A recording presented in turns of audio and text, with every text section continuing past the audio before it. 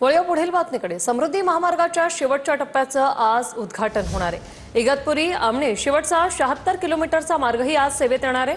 मुख्यमंत्र्यांसह दोन्ही उपमुख्यमंत्र्यांची या कार्यक्रमाला उपस्थिती असेल। मुंबई ते नागपूर असा 701 किलोमीटर लांबीचा समृद्धी महामार्ग आहे। गिरीश गायकवाड आमचे प्रतिनिधी आपल्यासोबत थेट जोडलेले आहेत। गिरीश, थोड्याच वेळात समृद्धीच्या शेवटच्या टप्प्याचं लोकार्पण होणार आहे, काय सांगाल?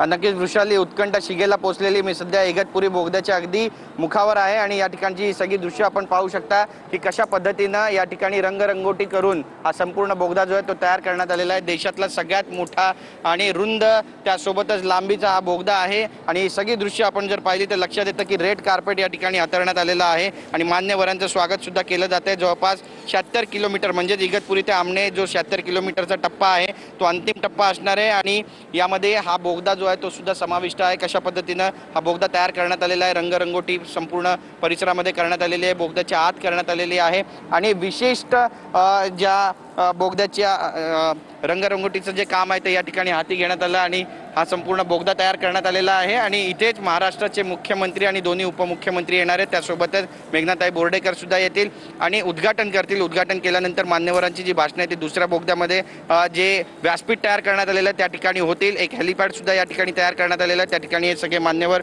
उतरणार आहेत। बोगद्याबाबत जर बोलायचं झालं तर एकूण रुंदी 17.61 मीटर आहे आणि उंची 9.12 मीटर आहे आणि देशातील पहिल्यांदाच अद्ययावत अशा वायू विजन प्रणालीचा वापर या ठिकाणी करण्यात आलेला आहे। मोठा हा बोगदा आहे, एकत्रित लांबी 11 किलोमीटरची आहे आणि इगतपुरीपासून 8 किलोमीटरची आहे। त्यामुळे याची उत्कंठा आता शिगेला पोहोचलेली आहे। 12 वाजता लोकार्पण होणार आहे। सर्वसामान्यांसाठी हा बोगदा खुला होणार आहे। आपण पाहतोय बघा, रिबिन्स या ठिकाणी बांधण्यात आलेले आहेत आणि रिबिन्स कापून या बोगद्याचं जे लोकार्पण आहे ते महाराष्ट्राचे मुख्यमंत्री गिरीश, या संदर्भातले सगळे अपडेट तुमच्याकडून घेणार आहोत। तुर्तास धन्यवाद दिलेल्या या माहितीसाठी।